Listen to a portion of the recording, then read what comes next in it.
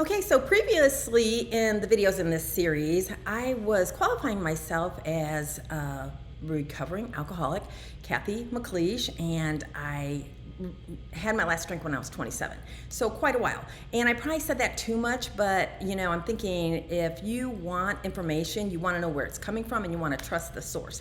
So if I was getting a real estate agent, I would want them to have some time in. If I was hiring a nanny for my kids, I would want to know, how long have you been working with kids? So I kind of think it's important, the time, but is it, or is it the quality of time?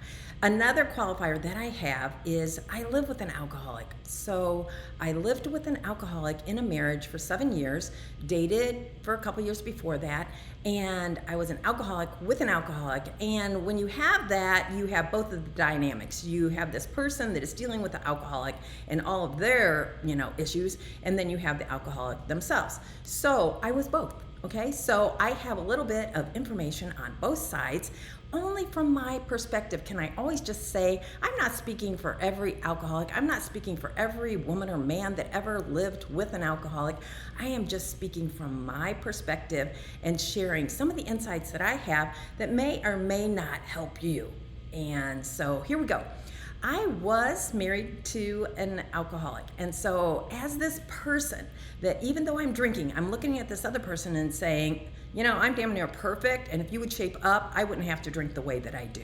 So I might be drinking to escape from this person. I might be eating to escape. I might be gambling. I might be having an affair. I might be a workaholic to get away from that person, because as alcoholics, we're not that fun to be around. So I don't know what you're thinking your alcoholic is thinking, or your partner that isn't alcoholic is thinking, but here's the way I was thinking. He would go out to drink, and I would think, you better damn well be home by dinner. And then I would also think, I sure as hell hope you're not home for dinner, because you ruin everything and we just don't need you. We have a better space in this house when you're not around. I would think, I don't know what I'd do if something happened to him. And on the other hand, I would think, that was a really good idea, getting that second insurance policy, because something is going to happen to him, and I do not want my lifestyle to change that much when I'm on my own. As a woman married to an alcoholic, I seriously, you might think this is a little crazy, I seriously had outfits for my kids at any given time that they would wear to a funeral.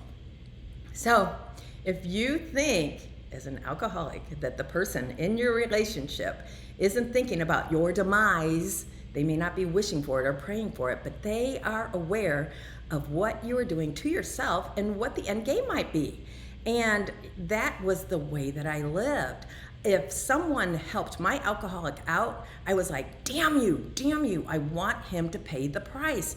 I had a time at one point where a policeman brought him home and said, I found him drunk, passed out, and I, know you guys, I like you guys, and I just wanted to save you from those consequences. And in my mind, I was thinking, I want him to pay those consequences. I want my life to change. I didn't want to do work on myself to make my life change. Here I was in my own addiction, my own craziness, because you cannot live with someone that is living in full-blown addiction and not have problems yourself. Can I repeat that? You just can't live with someone that is in full-blown addiction and not have it rain all over you and affect your life. It does.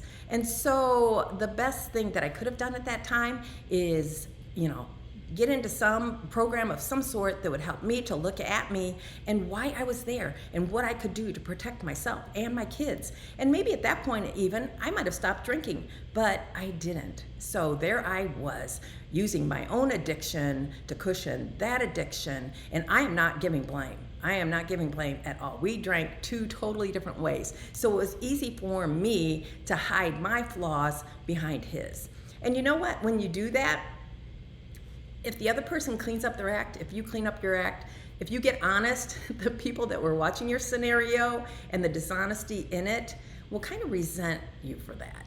I came out of that relationship and we both got sober. And when I got sober, everybody in my life was saying, what? You have a problem drinking? All we ever heard about was his problem drinking. And it was like, yeah, there was that. I guess I didn't really realize what was going on in my life, because I was so busy focusing on his life. So you may say, yeah, but I don't even drink. I don't drink. It's the way he drinks or the way she drinks. But you know what? There is probably something else that is cushioning the ugly in your life.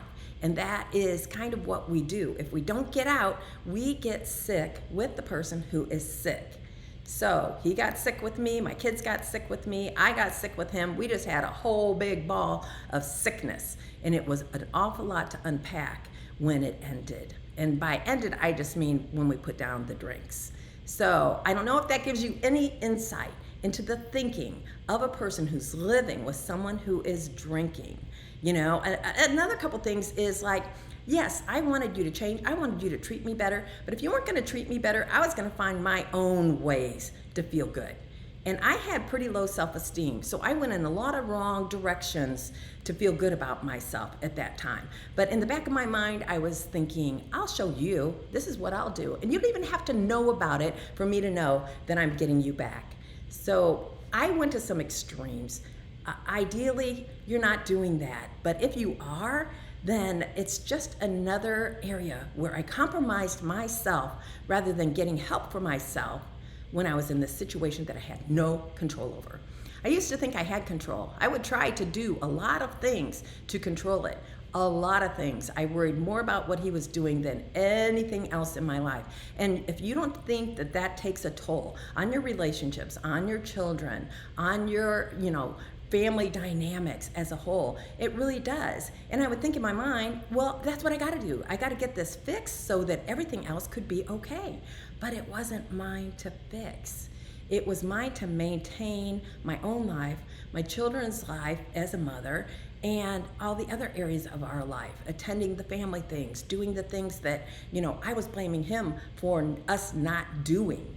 Again, I know it is really complicated in my story because we were both drinking in different ways, but we did have both of those dynamics. We had the person who was drinking, we had the person who was dealing with that person who was drinking, and one of the ways that I dealt with it is by drinking. So it got very cloudy as to who was doing what to who and why.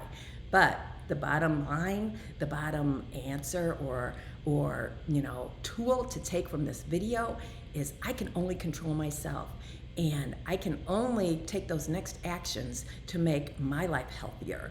And what are those actions? Because it might not change that other person in my life, but it will have some kind of an impact on them. I'm not going to do it because it has an impact on them, but it will have an impact on them. So I'm going to take care of myself. I'm going to take that next step, make that phone call, and I'm going to get some help for me while I'm in this situation. Thanks for listening. Subscribe, follow, and see what kind of information you can gather to make your situation better and to help other people that come across your path. Because even if you aren't an alcoholic or you don't know an alcoholic, you can mark my word, there is one that is going to come across your path if they haven't already and you just haven't identified it. And if you can be a part of the solution instead of the problem, wouldn't that be a powerful thing? Thanks. Cathy McLeish. Subscribe, follow. See you soon.